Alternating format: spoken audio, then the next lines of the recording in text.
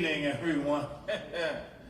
Welcome to National Action Network's Legal Night. If it's the last Thursday of the month, it is Legal Night at National Action Network.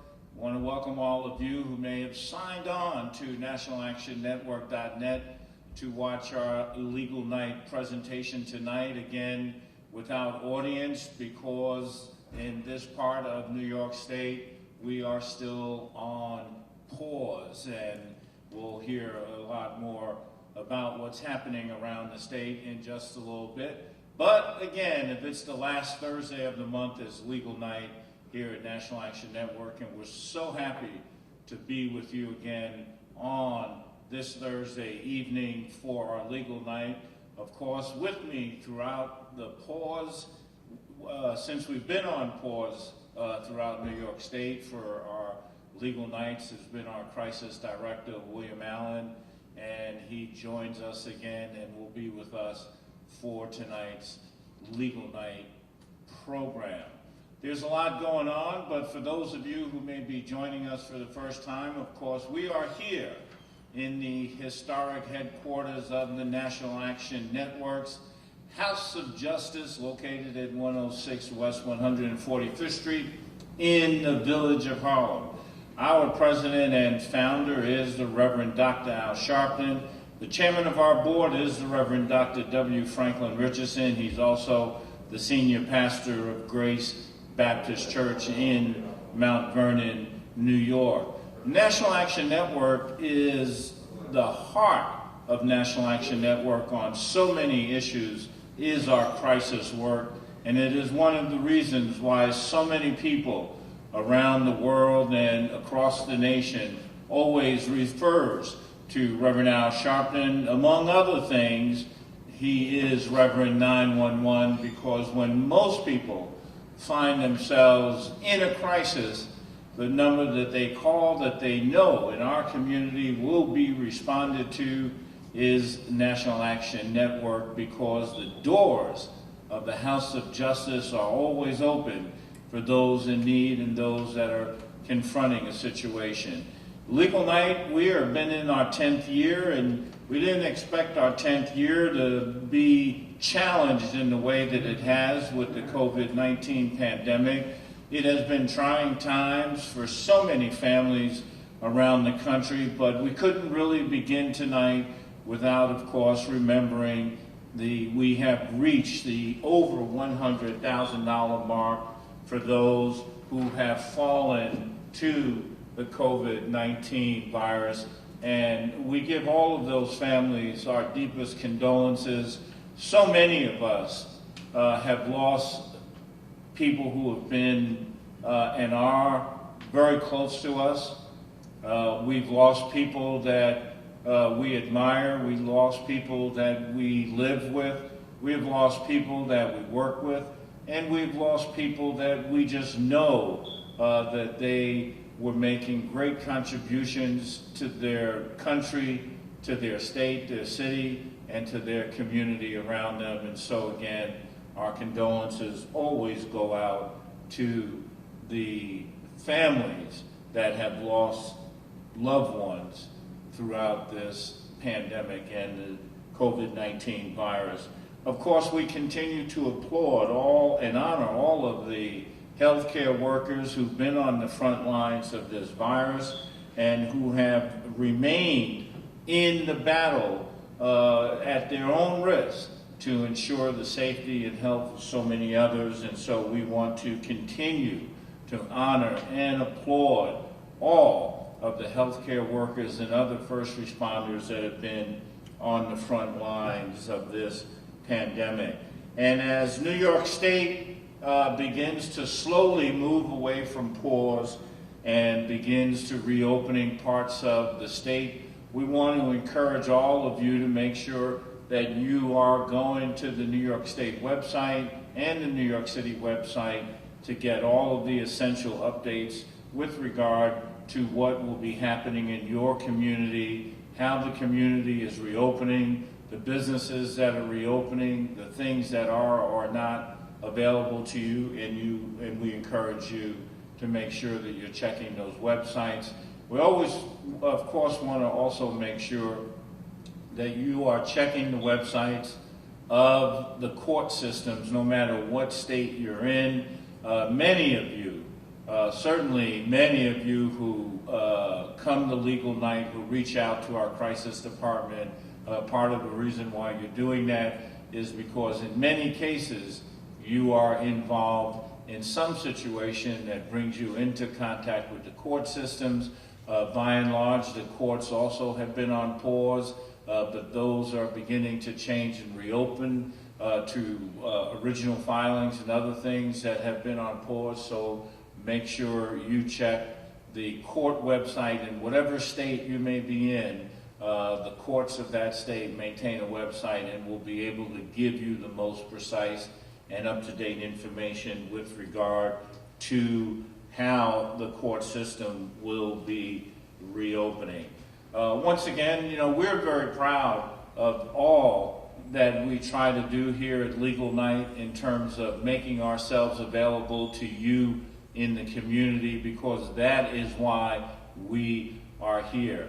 Most people don't realize what it's like to be in crisis, and no one really prepares to be in crisis. And whether you are a Michael Brown or an Eric Garner or a Sean Bell or an Abner Louimer, some of the major cases that we've seen here in New York State, when you are hit with that kind of a crisis and everything around you seems to be going off kilt, you want to make sure that there is a rock in the community that you can reach out to, and certainly the National Action Network and our crisis department has always been that. A lot of times, and we're going to talk about it a little later, unfortunately in our communities we often have interactions that may have negative involvements with law enforcement. But one of the things that we know, if you're a police officer or a firefighter or some other professional, when a situation arises and you may be in a crisis, you have the union. You have union-appointed attorneys. You have spokespersons that are there to help you crisis manage your situation.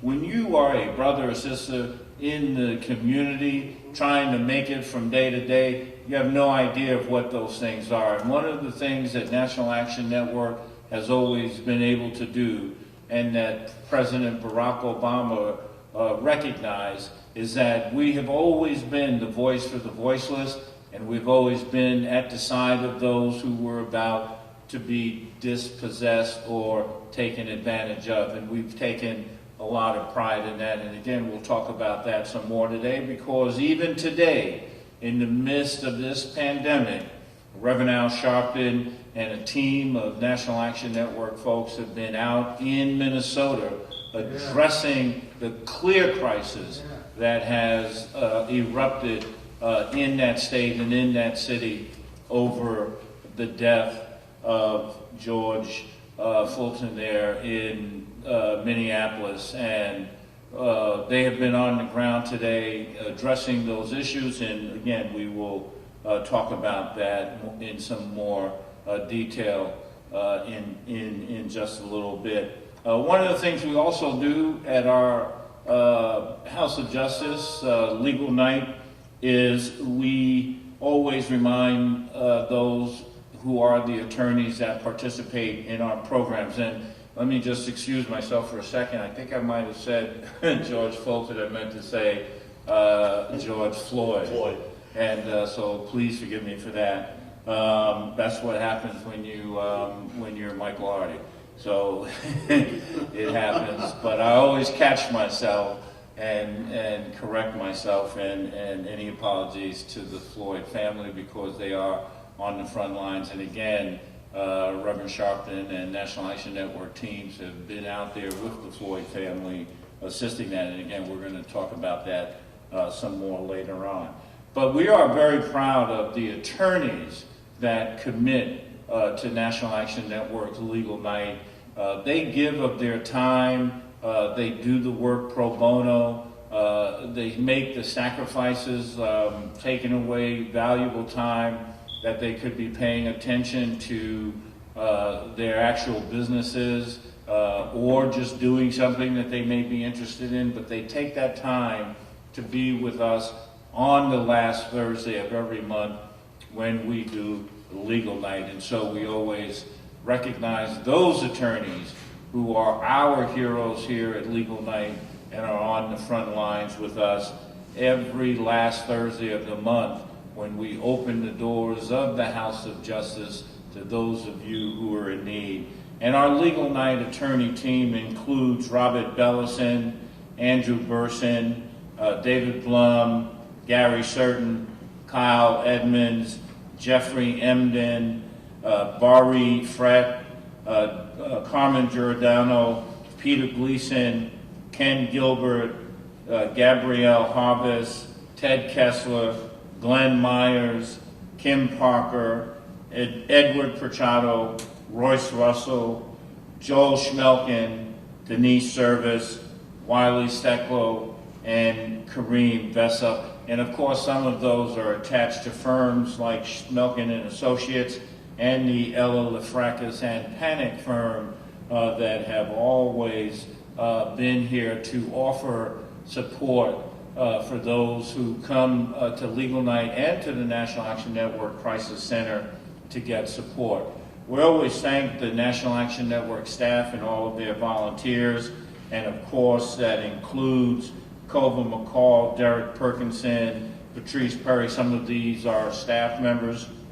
Brenda Ricketts, Arthur Robinson, Winston Gilchrist, who's our videographer and is right here with us right now. Of course, our crisis director, William Allen, and some of the other volunteers who are always with us. We should take a moment to give recognition to one of the most loyal and dedicated members and volunteers and workers, because she was also a former staff member and for a while the head of crisis at National Action Network, and that's the incomparable Maxine Lewis, who we lost recently.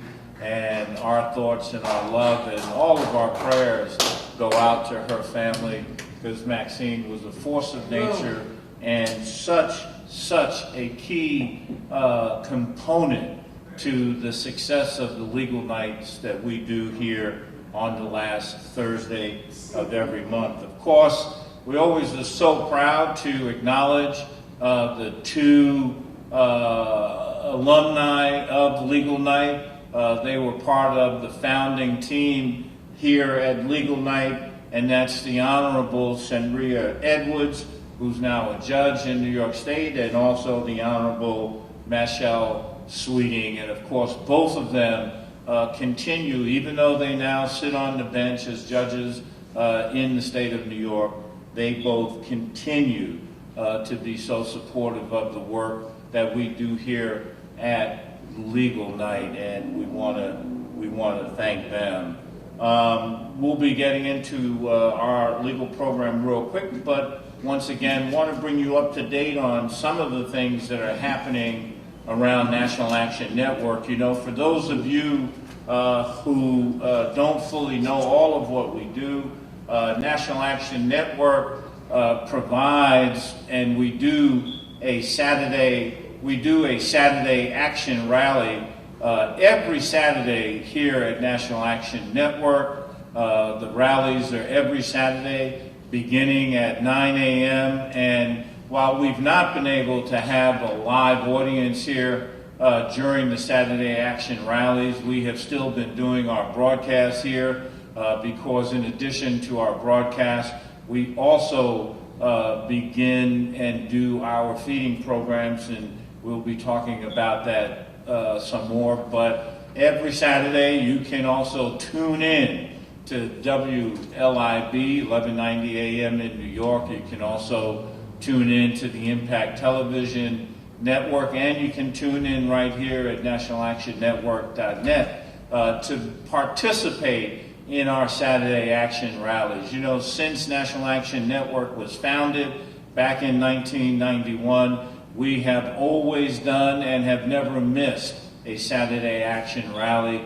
It is at the crux of the support of National Action Network and at the crux of our being able to make sure that we stay connected to those of you in our community. So whether it is a pandemic or a hurricane or any other storm or tragedy that tries to keep us out, we always find a way to make sure that we can come to you on Saturday mornings, every Saturday morning at 9 a.m., right here from the House of Justice. We broadcast live, of course, during the pandemic. We've not been able to have a live audience for our Saturday Action rallies, but it's also a place for you to come. Reverend Sharpton keynotes the rally every Saturday.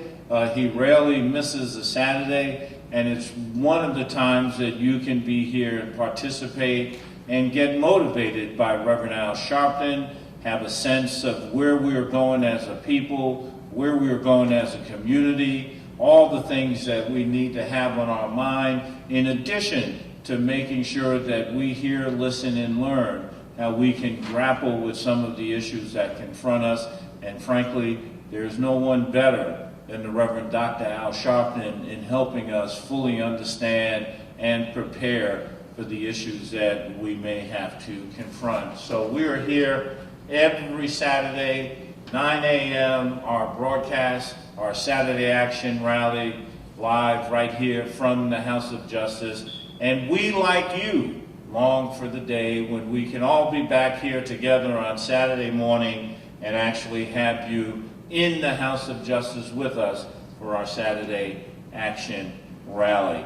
One of the things that Reverend Sharpton has going on, and that is going to be a great benefit to so many of you, is Reverend Sharpton has a new book coming out. It's Reverend Al Sharpton's Rise Up, Confronting a Country at a Crossroads by Hanover Press. In the book, Reverend Sharpton is focused on racial disparities impacting Black America in the wake of the COVID-19 pandemic.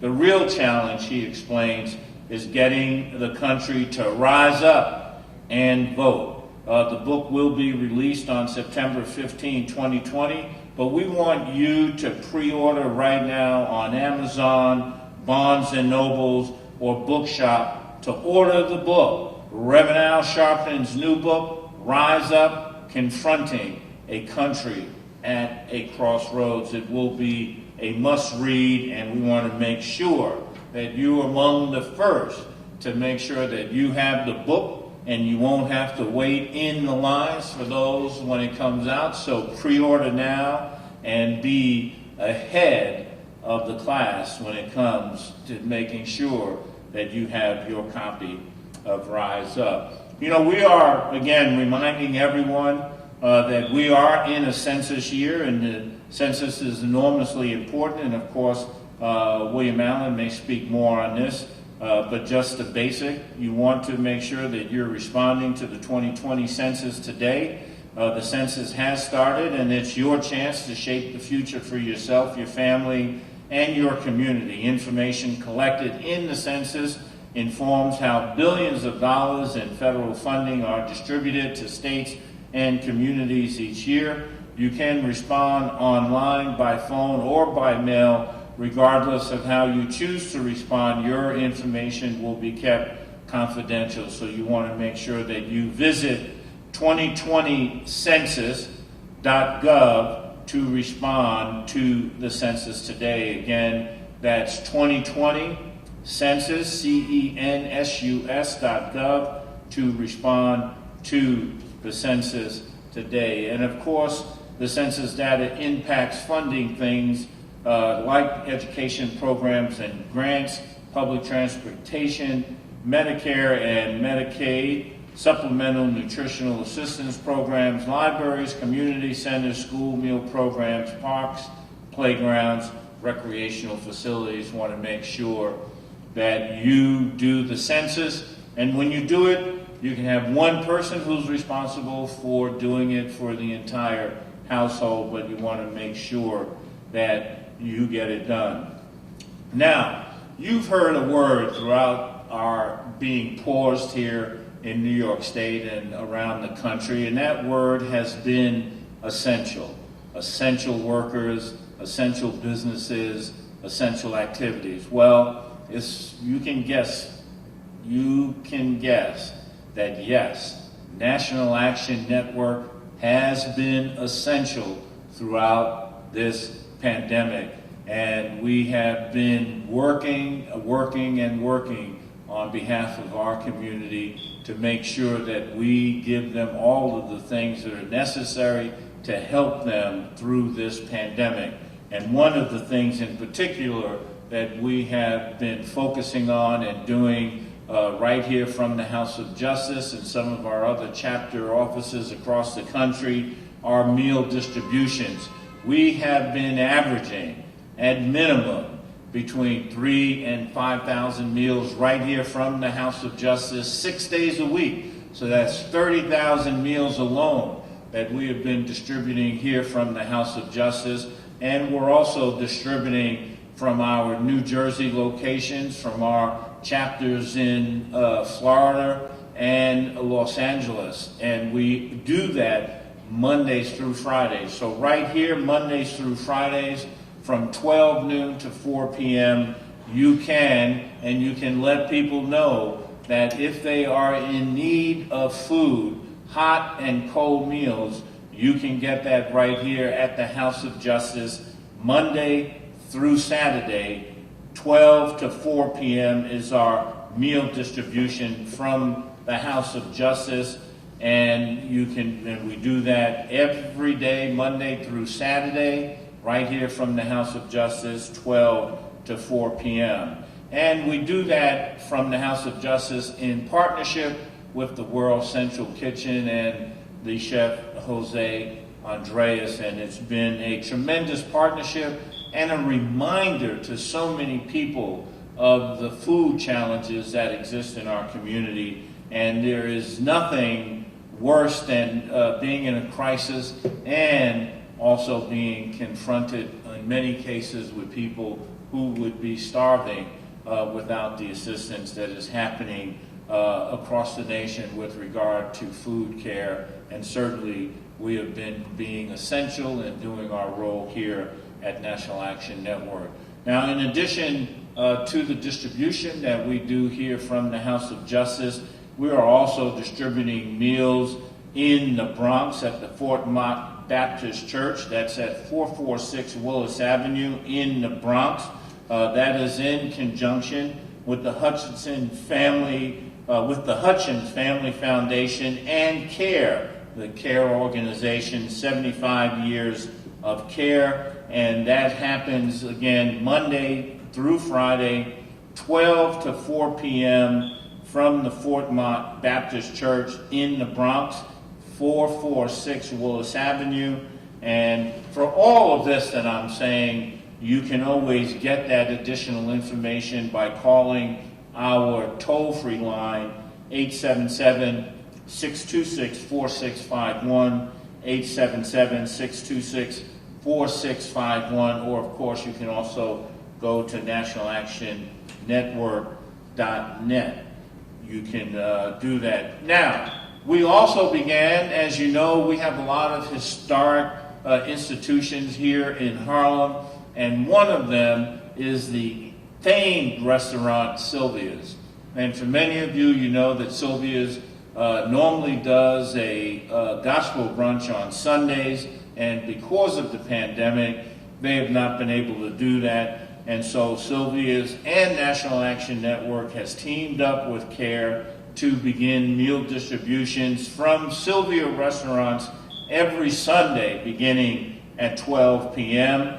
And that is at Sylvia's. Sylvia's also, in front of Sylvia's also, which is 318 Malcolm X Boulevard, right here in the great village of Harlem. And that is on Sundays. So there is not a single day during the week that National Action Network is not assisting families to have access to good, nutritious meals, both hot and cold meals, 7 days a week. And for all of that information, again, you can come and call National Action Network at 877-626-4651 or go to our website at nationalactionnetwork.net. Now, I've been going on for a while, but we are so fortunate, as I said, to have our crisis director with us. And let me just say this. Our crisis director is a lifelong activist here in New York City and, of course, in the village of Harlem. He's a Harlem, native Harlemite. He has been in this struggle since he was a young man. He was mentored by the godmother of the National Action Network, Teresa Freeman and Beverly Alston. So, you know, he has had what they say training in heavy boots. Of course, he has worked with many of the historic figures of Harlem, everyone from the Honorable Congressperson, Congressman Charles Rangel, to our Honorable Mayor, and still Mayor in our hearts for so many, the Honorable David Dinkins. But we've been blessed to have William Allen here at National Action Network as our National Crisis Director.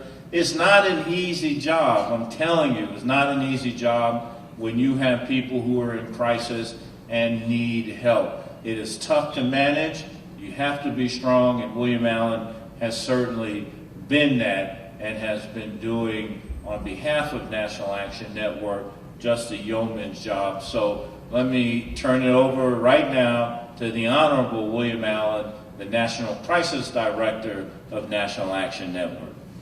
Thank you, Attorney Hardy, and certainly thank you, Reverend 911. I guess I must be Mr. 411 or 311. Lots going on. Mike's asked me to share some, in addition to discussing some of the crisis cases, I wanted to at least bring people up to date on some key things that are happening.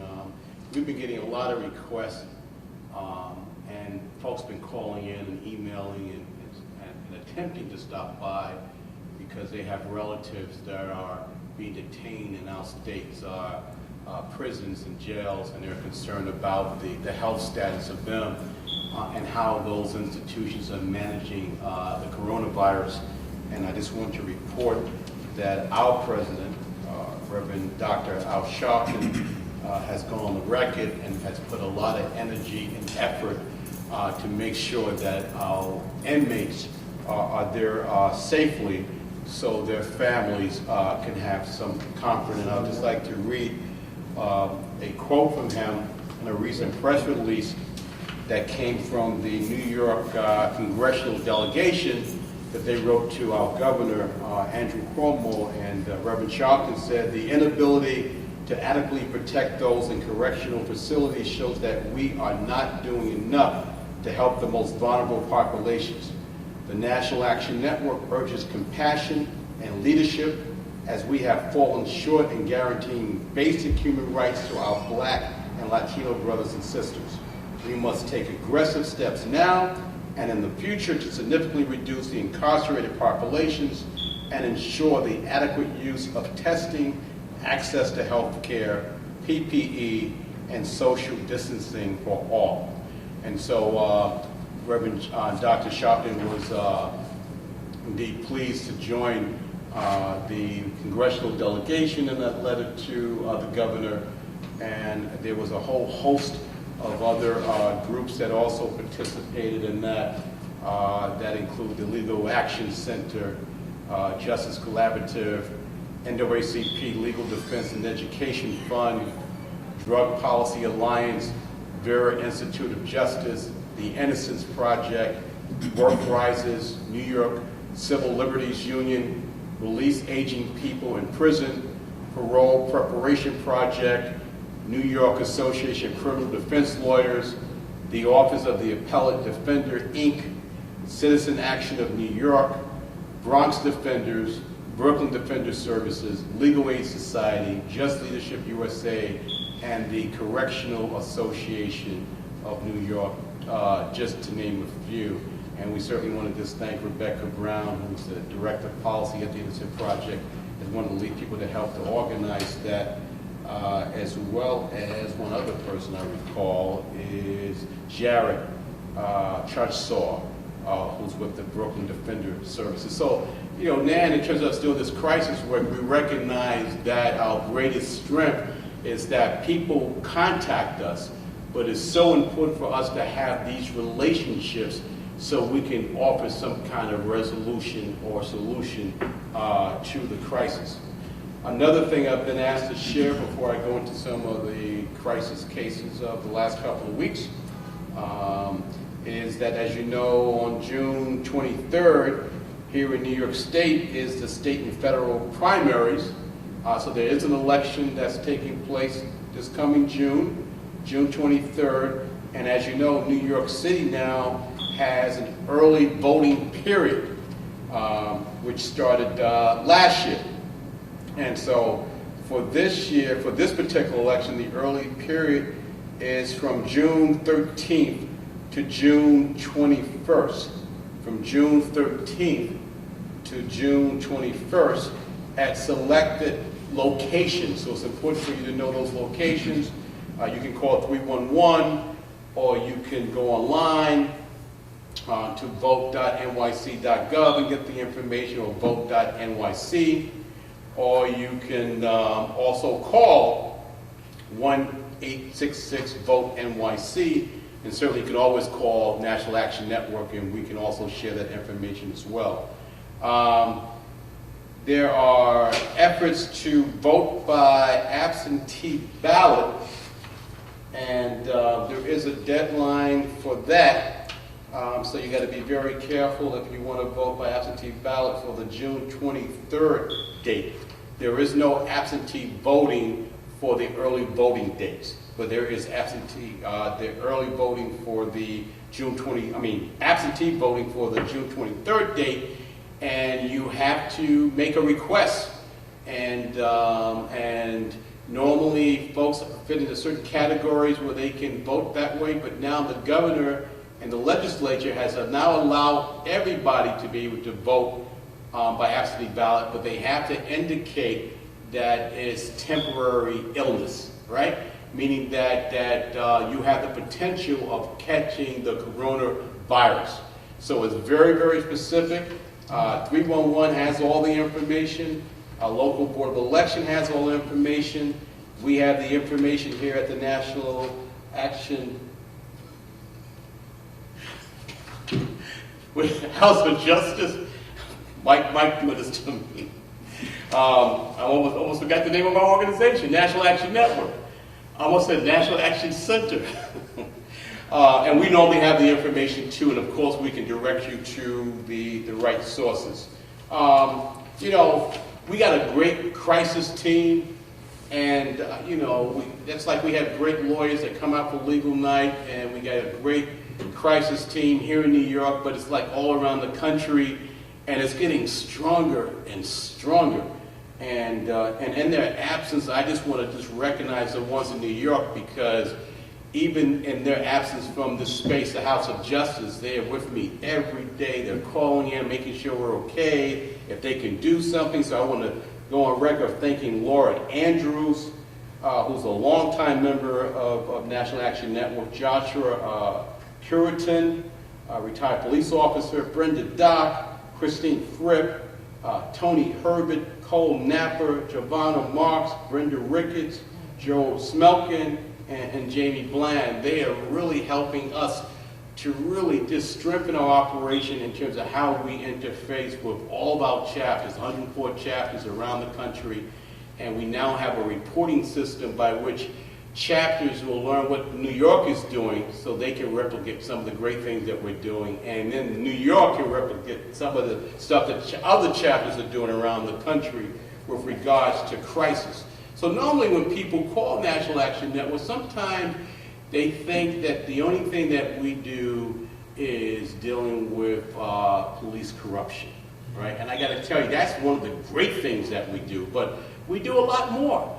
People call us and ask for help for so many things, and I just want to go down some of the stuff that we're doing to show that sometimes people reach out to us because they see us as 911, 311, and 411. And they know that we take the time to listen, to explain, and make sure they have success. And it's not always easy because sometimes people just don't really trust folks.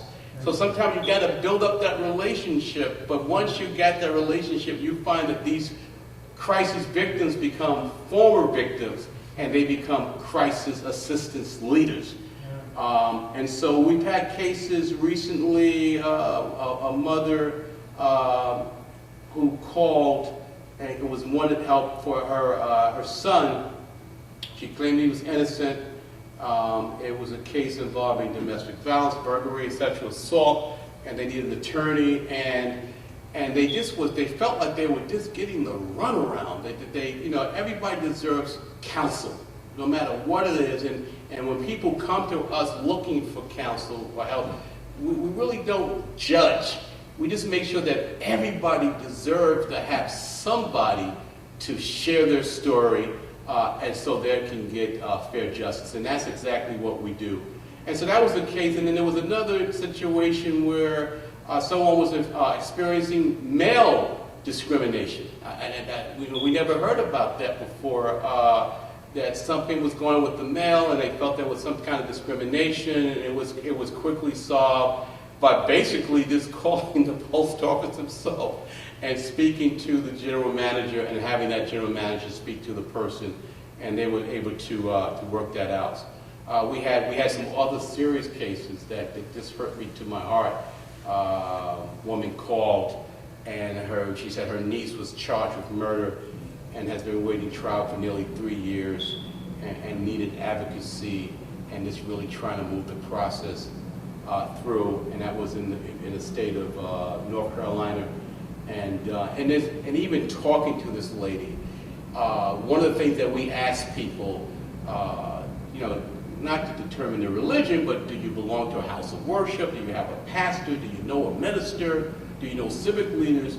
And we realize as we're assisting in crisis, we're also helping people build up their relationships that they need to help them manage the crisis, particularly if it's a remote area or it's far away from New York.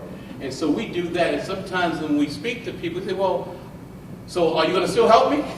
So sometimes people literally think that Michael is going to put on his coat and fly out somewhere and really physically be there, and we can't always do that. But what we try to do now, we just try to make people strong and let them know that they have the power to work these things out, and we're not going to leave them behind.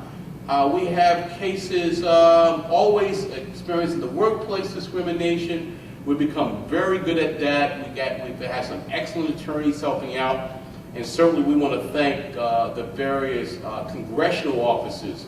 When we have reached out to elected officials that give us some guidance with employment discrimination cases, we found that some of the politicians on the federal level have been able to help us identify the resources to assist people with those kind of issues. So I just want to acknowledge that because I did not always know that when I came into this role.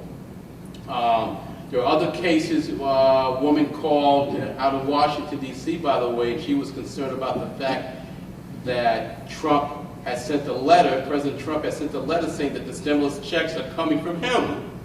And so we get those kind of calls where people like saying, well, why is the president acting like he's the one sending out the checks? And so the woman, we got her on the phone, we actually started discussing the U.S. Constitution and the role of the president, the role of Congress, and who does what. And so, and she learned that when a bill comes to the president's desk, it actually comes from the House and the Senate. And the president has the option whether or not he or she is going to sign that bill. So effectively, the president of the United States do help to make the laws. You know, even though we always hear the three branches of government, the legislature makes the laws, the executive branch enforces the laws, and the judiciary makes a decision of whether or not it's lawful or constitutional. But if you really look at that, the fact that the president can either sign and approve or veto it means that that's lawmaking power that is in addition to his executive enforcement power. And so that's important to know. And so a lot of time when people call, they may not always know what their city councilman does, or their state senator, or their congressman, or woman, or their senator. So one of the things that we try to do when you call with a crisis case, we really try to explain the role of government and how it works so you can understand the problem that you're dealing with in terms of who we got to contact and needing you to help do a follow-up.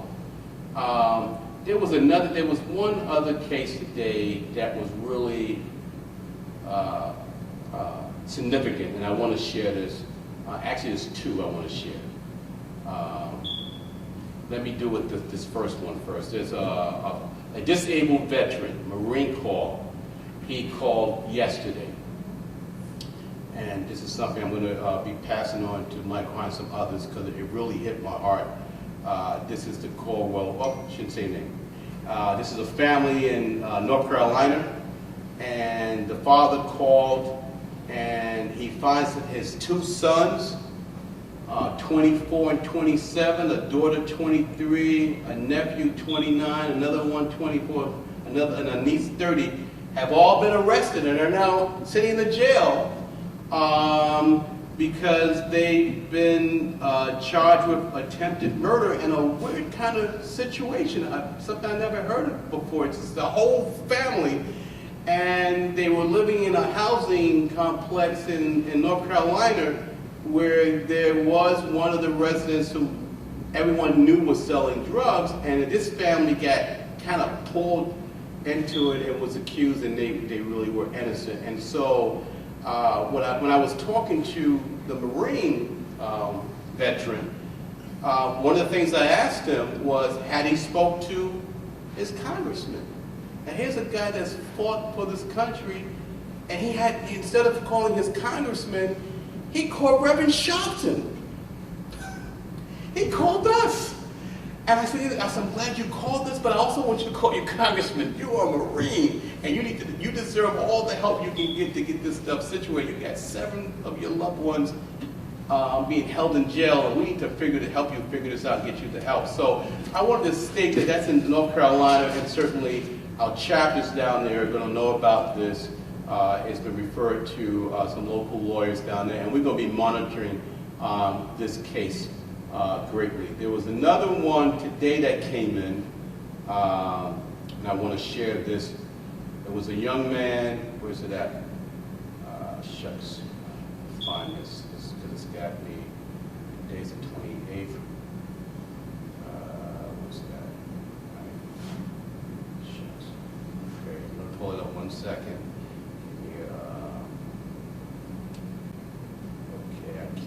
Fine, but I know the facts. So this is a case of a young man and his wife. They're in their 30s, and they wanted a better home for their children. So they moved to Pennsylvania, and they did not research the law enforcement situation there. They did not research the racial situation there. All they saw was a beautiful house and some land and isolated, and that's what they want. And ever since they've been there, it's been a nightmare. They've had their property broken into, their cars stolen. They've had officers of the government insult them. I mean, it's been one horrible story. In fact, the young man said today, he said, Mr. Allen, it seemed like I've called everybody, and finally, I called my grandmother, and she said, did you call Reverend Sharpton? He said, no. She said, why you call Reverend Sharpton? And that's what he did today. He called us. And we're working closely with him. The chapter in Pennsylvania is going to work with him. And we come up with a whole list of folks that he's going to be calling. And we're going to be sticking by this young man. And thank God for his grandmother, who has the wisdom to say, listen, there's one call that you should have made that you need to make now, and he made that today. And that really hit my heart when he told me this. And I said, wow, all the stuff that we do,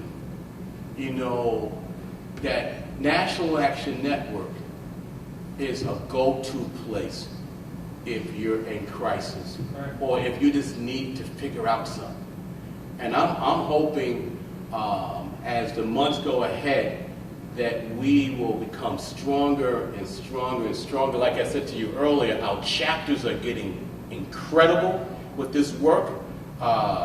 Thanks to Michael's leadership, we now, every crisis case that comes to the call center, gets reviewed, and that case gets passed on to the appropriate chapter in that area. So now the chapters are now fully involved in every single crisis case. And so what that does, it helps us as an organization build capacity so that we can all grow together and grow as an organization to deal with this. So like I said, a lot of our crisis teammates have not been able to come in because of the coronavirus, but they are still working hard, and they are emailed on all these cases to keep them up to date on stuff. And as they get these emails, they're calling me up, they're emailing me back, they're providing direction, and it's been incredible. And so I just want to say this, there's two other cases I failed to mention, and Mike might talk about it. One was the case in Georgia that's now become infamous for us, of a young man who was murdered by a retired police officer and his son. And the other case of an Indianapolis young man whose murder was on Facebook. And both of those cases, we heard from those families. Those families reached out to the National Action Network. In fact, in Indianapolis case, the mother called us 1 o'clock in the morning that night. And by that morning, myself and Reverend Toom and Reverend Sharpton and Attorney Ben Crump was talking to that family, giving them support. And so that's why we're so important, and that's why our call center and how we operate is so important. The fact that we were able to immediately get these calls at 1 o'clock in the morning and be able to quickly respond to it. And I got to tell you, with Indiana, we really didn't have any chapters there. So Toom and I have now got a list of folks that want to open up chapters in that state. And so these crisis victims become the new leaders of our organizations to make sure that everyone in this nation have access to these services, and that and we're getting better and better. And so I also want to say Colbert McCall and Patrice Perry, who basically really run the call center, and they make sure that all the information is detailed, the date, the time, the correct spelling of the name, the telephone numbers, whether it's a landline or a cell number or an email address, what county they're in, what's the zip code, what's the exact assistance that they need, what's the exact problem. I mean, without having them, we really wouldn't have a solid organizational operation to address crisis. So while Reverend Sharpton is out there being our great leader, he has now comfort knowing that as he's out there and people are turning to him, those that are on his team and following his leadership are not embarrassing him and trying to do the best job they can and hoping to even do it better. All right. Well, William Allen, thank you for that. And again, he does such a fantastic job with our crisis department here at National Action Network. And, let me just pick up on what William is saying, because, it is so important, and in so many different areas, you occasionally hear about, for instance, battered women hotlines, suicide hotlines, other kind of crisis hotlines. And why are those hotlines there? Because sometimes when a family is immediately faced with a crisis, you need someone that you can reach out to, which is why National Action Network maintains our crisis line, 877-626-4651. Because sometimes you just have to be able to talk to somebody so that you can take a deep breath have somebody hold your hand over the line and to let you know that there are people there that will stand with you and work with you to find a way to stabilize your situation and try to get help for whatever the crisis may be that you're confronting. I had the pleasure of working with an attorney named Thomas Todd. He's from Chicago and a very well-known attorney back then. Maybe some of you that are younger may not know Thomas Todd. But, you know, one of the stories that Thomas Todd told me was how important it is to always make sure that you have the right wardrobe in your closet. And what he meant by that is not actual clothes. He was using it as an example. But it says that if you're an organization like National Action Network, you want to make sure that you have a closet full of all of the right toolboxes, because you never know what you may confront. And the importance of building an institution like National Action Network is we have a closet full of tools that are always there and ready to help you, particularly in a crisis. One of the fabulous things about Legal Night, when we actually have our live audience, is that people that have no one else to talk to, even to simply tell you what's on their mind, know that they can come to Legal Night and there will be people here who are prepared to listen to them. One of the best things in a crisis is to have someone that will listen and then be able to figure out with you how to get the help. And we are so proud because that's what our crisis team does. They have a team of volunteers that they are training because it does require, again, fortitude. It does require sensitivity. And I'll be honest, you know, there are sometimes people that are in crisis that will call you to get help, but will treat you in the most horrendous ways. And we have to know and learn how to be big enough to not be brought down by that. You have to understand that people that are coming to you in crisis have all kinds of emotional situations, and the thing that we have to be ready for and prepared for is how to be loving in a way that is supportive and allows you to be able to help that person find the strength that they need in order to be able to take a deep breath for themselves and for their families so that they can begin to put their arms around and be able to handle crises that come before them. So one of the things, again, about having that closet is knowing how to be prepared.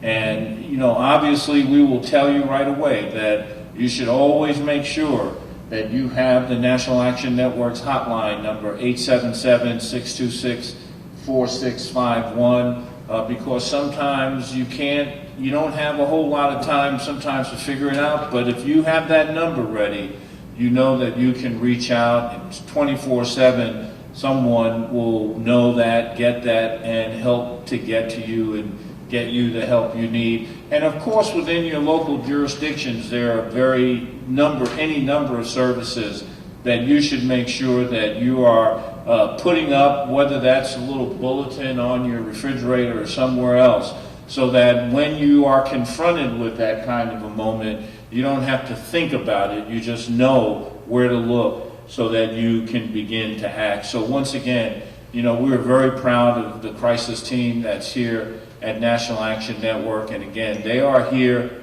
for you to address. And many of you know sometimes that if any one of our crisis team gets out of line, hey, Reverend Sharpton is here every Saturday morning, and he's the one that will tell you when we bring new members in, if anyone gives you trouble, you make sure that you just talk to Reverend Sharpton, and he will set the matter straight. Here's another issue that we do need to touch on, because this is going to be very important as we begin to open up the state and the various counties and cities around the state. Many of you who have been employed are going to be confronting different kinds of situations. And so you want to make sure that you're getting all the information that you need to have as it may relate to employment and the COVID pandemic.